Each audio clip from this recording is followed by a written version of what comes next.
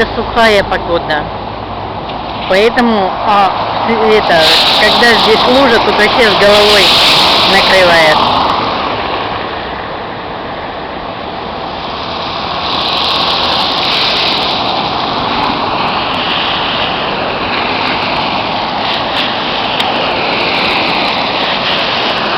Вот здесь дорожки нету.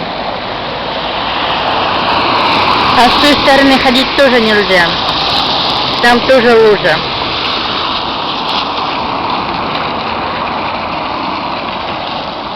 Вот место старой остановки и пешеходный переход.